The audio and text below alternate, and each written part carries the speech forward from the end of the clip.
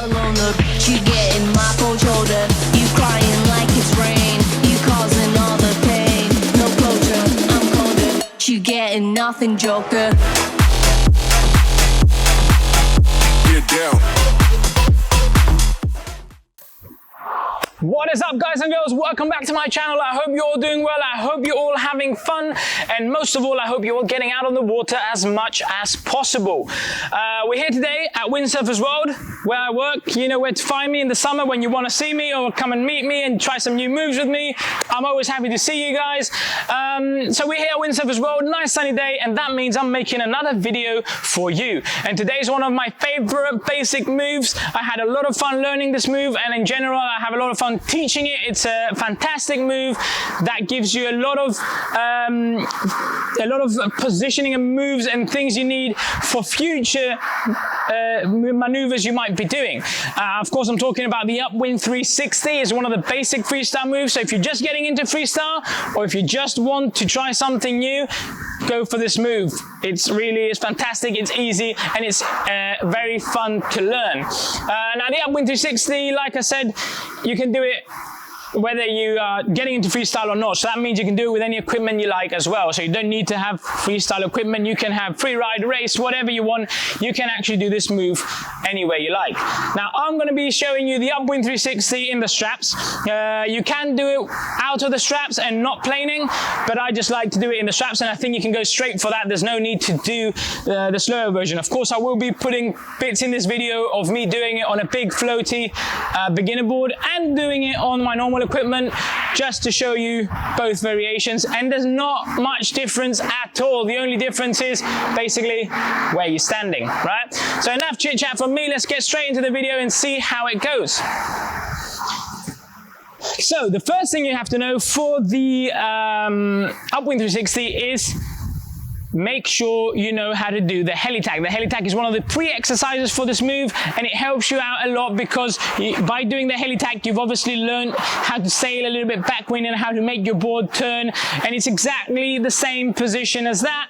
The only thing different is the ending. So I won't be going too in depth on the first part of the move and on the sliding the sail into the wind position and all that. So if you want to see that, and if you want to learn the Helitack, go over to my other video. I'll put a link to it somewhere, one of those corners. I'm pretty sure it goes somewhere there, right? Yeah, you found it. So click on that and have a look at that video first if you don't already know how to Helitack. Now, like I said, if you do know how to Helitack, it's basically the same starting movements. Now, as you're going,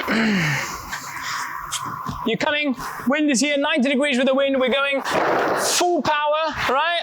We're coming max speed, and what we want to do is we want to suddenly carve all the way into the wind. So we want to carve all the way upwind. So we put the sail back, we carve out on the board. I can't hang too much now, obviously, not much wind, but don't worry about hanging out for it. So you carve, and your goal is to get your board to the wind line, right? Now you can be just before the wind line. Don't worry about not getting all the way to the wind line, because if you're doing it with speed in the straps, the speed and momentum you have will carry you the rest of the way. So obviously I'm not talking point that way and expect it to carry you all the way there. I'm saying that if you need to come here, it's fine to stop somewhere here and allow the momentum to carry you the rest of the way. So like we said, we're in the straps, right? Fully planing, we're hanging back, we're going all the way upwind, and now we've got to pop our body up to come over the center of the board, to get your weight over the middle of the board. So what you want to do is you're going to pop yourself up. Now an easy way to do that, a little tip I like to give everyone is, as you have full power in your sail, just pull in the back. So pull your sail hand to create like you're pumping the sail, and that little pull will kind of fling you up here, and at the same time release some of the power once you've opened up the sail so the power can slide to the back. So we're coming here, we're pointing all the way up for the wind line. We pop ourselves up over the center of the board. And now comes the part which is exactly like the Helitack of bringing the sail to the front of the board to make it turn us around. Now, again, I'll repeat very fast what I said in the Helitack is you don't want to bring the sail all the way across your body like this. This will just give too much power on the other side, which will suddenly fling you off because you cannot possibly control all that power you're going to suddenly be getting on the other side of the sail. So what you want to do is you want to not throw the sail across, but kind of slice it into the wind. So you slice the sail across the wind towards the nose of the board, like you're trying to hit the nose of the board. And at the same time, because you do want your hands to be slightly further back for this move to help, to assist the rotation of the board. So at the same time you throw it forwards, you relax your hand and let the boom kind of slide through your hands to open a gap. So if you're holding here, normally you'd want to slide down to here. So just leave a little gap between the front, the mast and your front hand. So from here, like we said, let's recap. We go all the way up, wind super fast, pop ourselves over the center of the board and slice the sail to the front here. So like you see, I haven't crossed across the wind line. All I've done is I've come directly into the wind line and maybe slightly across. I'm talking about a centimeter or two, right? You don't want to go crazy. So slightly across, and your front hand is slightly back on the boom, as well as the back hand, and your front hand is fully extended, keeping the mast as far away as possible. And your back hand, the sail hand, does not push against the wind. It just relaxes and allows the wind to pass through the sail. What this will do here is it will cause the wind. So this is our sail position. Now we're going to feel all the power here, right up next to the mast in the front of the sail. And this, of course, because the power is here and we're releasing the back, we're releasing the power from the back, so there's no power up there, it's only here. This will pull us around. And this is the same way we basically do a Helitack, like I said before. I'm going to repeat this another 100 times. So check out the Helitack if you haven't. So again, we're here in the straps. We've sliced the sail into the wind here, fully extend the front hand, relax the back, and keep this position there. The power that you will feel in the front, in the mast of the sail, so right up there on the opposite side, this what will turn you around slowly, and you keep this position. Of course, like anything in windsurfing, you look where you want to go. I'm just talking to you guys, so I'm looking at you guys. But normally you'd look like that, and this will turn you around. Now, as you notice here, my legs, I've got my front leg bent and the back one fully stretched. We talk about those right now, right? So basically, the front leg needs all the pressure there, all the weight of the sail, all the pressure goes on the front leg. You want to be trying to keep the board as flat as possible on the water, so you don't want it pointing up the nose like that, and you don't want to be digging in the nose too much. Now, how much pressure you need does depend also on the length of your board. This is a very short board, so usually I don't need to go too crazy with it. But in general, the general kind of rule and understanding for this move is you put all your weight on the front leg. This will put all the weight, all the pressure on the front here. The back is fully extended, as you see, and I'm not putting any pressure there. If anything, I'm hooked into the strap here and I'm kind of anchoring myself onto the back of the board so I don't get flung or fall or lose my balance and fall forwards. So all the pressure on the front, even on the toes of the board of your feet if your board requires it, and back leg stretched, and that is fully extended your upper body towards the front of the board, and that is the main position here. By keeping this position, like I said, the pressure in the front of the sail will get you turning. So we'll turn, turn, turn, turn, turn. And now this is the next thing you have to think about. When do I open up the sail? When do I complete my rotation? This is basically when you get the board and the sail pointing nearly again at the same line as the wind line. So somewhere here, the wind line, like we said, is here. Now we're not all the way there, but we're nearly at the wind line. You can start before that If you can get all the way to the wind line, that's also fine. You do have to kind of feel it, but the main thing I want you to do is don't rush to turn around. Just keep that position and wait as long as you can. Get it to get you as far around as possible. Once you've reached as close to the wind line as you can, let's say I've reached nearly all the way at the wind line. My wind line's here and I'm just there. Right, I'm in this position, so now the wind, I have no power pushing me around anymore. This is why I can't continue. So I have no power pushing me around because the power is right behind me here, right at the clew of my sail. And at this point, I pop open the clew. So basically, I'm popping the clew through the wind line and catching the power on this side here. Let's see that again. Like I said, we're here, and we popping the power through and catching it on this side. So now if we are directly facing down the wind and we open up and catch that power, what's going to happen? We're going to be overpowered. We're going to have too much power in the sail, and that's going to throw us over, or basically we're going to lose control and have to let go of the sail.